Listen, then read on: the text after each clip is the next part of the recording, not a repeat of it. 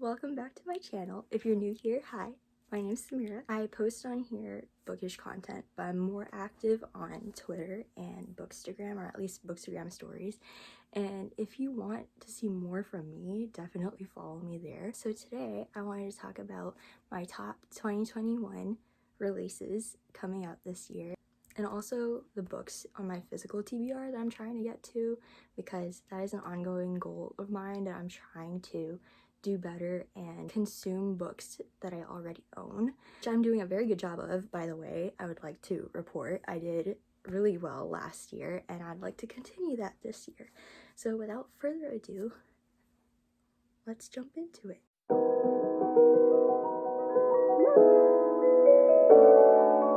So first up on this list, if you watched my last video, you would see me like raving about the series, but I inhaled the first two books of From Blood and Ash series. So I read From Blood and Ash and A Kingdom of Flesh and Fire within like a week, which is very fast for me to read two, like I would say on the thick side fantasy books, and I'm pretty sure I'm gonna reread it before the third book comes out. So yeah, so the first book on this list is the third book called A Crown of Gilded Bones.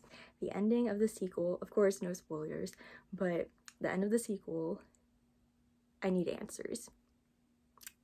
That is all. But yeah, if you don't know anything about the series, it follows Poppy, where she is the maiden, where she has to be protected at all costs and hella sheltered from the world. And Hawk comes in, who is this mysterious assassin, you could say. And it's hard to say this without spoilers, but you follow them as they try and navigate this world. Also, please add a family tree because I'm a visual learner and I was confused. But yes, I am also very much looking forward to a certain OT3, which I will not mention. But yes, I'm very much excited and I hope to see more of them. But yes, if you haven't read the series, I highly recommend it. It's a new favorite of mine from last year, and the sequel is actually the first book I finished this year. And the only book I have finished this year, because low-key I'm in a slump right now because I can't find any other book that I'm in the mood for that would follow up the sequel to that, but we shall see. So yeah. Next up we have Chain of Iron by Cassandra Clare. I read Chain of Gold last year and I'm planning on rereading Chain of Gold this year before Chain of Iron comes out, because Memory of a Goldfish, I don't remember anything from last year, but I want to be able to reread it, also because I wanted to do like some sort of translation guide from Chain of Gold, because there was a lot of Farsi references in there and it just adds to like the already like super angsty romance in Chain of Gold, like just like me adding more spice or angsty spice to Chain of Gold. And yeah, I just figured I would do that because pain for me and pain for all of you guys, so yes. But yeah, I am looking forward to Chain of Iron. I needed it last year after I finished Chain of Gold, and I'm very excited to feel much pain, more pain than Chain of Gold left me with, so yeah. So next we have We Free the Stars by Hafsa Faisal. I read We Hunt the Flame back in 2019 when it first came out, and I have been waiting for the sequel since then. It was one of those books I would highly recommend to anyone who's looking for a new fantasy series, especially this is a very Middle Eastern, Arabian inspired fantasy, which we need more of in the book community, and I highly recommend. Obviously, it's one of my favorites, and I can tell that a lot of these books on this list are sort of like me trying to recover from the previous book, if there were sequels, but recover from the book previous to them and me needing answers. So yeah, but We Free the Stars, I very much hope to read soon. I have the arc, but I've been low-key scared to read it because I've heard that some people haven't recovered yet, and I'm still recovering from Burning God, so we shall see. So Now we have The Serpent's Curse by Lisa Maxwell. And this is another series that's very severely underrated and hardly ever talked about in the book community, which is a crime in itself. But I read Last Magician, I want to say like in 2018, 2017-ish, and I loved it so much. I would say that this was Sorcerer's Apprentice meeting Six of Crows, and 500 pages of just being kept on your toes the entire time, and a hate to love relationship that's just chef's kiss. And I have been waiting for a third book to come out. It's been changing publication dates all of last year, and it finally settled for April of this year. And that's also why I have the sequel, but I haven't read it yet, because I knew that I was gonna hate myself if I read it before the third book came out. And so I said, okay, I'm gonna wait until the third one comes out and I'll just read the entire series together, because pain. Yeah, so I have been waiting for this third book to come out in April, and I hope that I can convince more people to read it this time around, because I still have yet to see people talk about it. So yes, I'm very much excited to get back into this world. I've missed it, low-key missed it a lot, and I can't wait to jump back. Goodreads just told me that there's 4 books. When does the 4th one come out before I read these? And I have to wait again. 2022. Okay, so 1 year is fine. So we'll just read 3 books that will be out as of April, and we'll worry about the 4th one next year. Next year problem. So another book that's coming out this year in June is called The Chosen and the Beautiful by Ingi Vo. I hope I'm pronouncing that right. It's Great Gatsby, but make it Asian, queer, and about magic. What more could you want? Obviously, I don't know much else about this book, but just hearing that, I'm already sold. Like, I will be in line waiting to get this book June 1st. Hello, editing Samara here. I forgot to mention one book in particular, and that is Neon Gods by Katie Robert. And it's essentially a Hades and Persephone retelling, which, if you don't know this already, I love any sort of Greek myth retelling. And of course, Hades and Persephone, of course, like, no-brainer. And it's set in modern day time, I believe, and it's giving me very much Lore Olympus vibes. And it's supposed to be Lore Olympus, but like spicier. So, you know, we're here for the spicy. So yeah, I am looking forward to this. And it's coming out June 1st.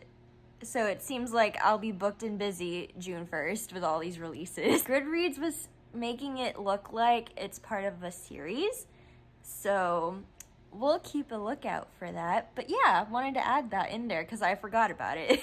So another book on this list is She Who Became the Sun by Shelley Parker Chan. I was actually watching a live stream last night of R.F. Kuang with Subtle Asian Book Club, which was really good.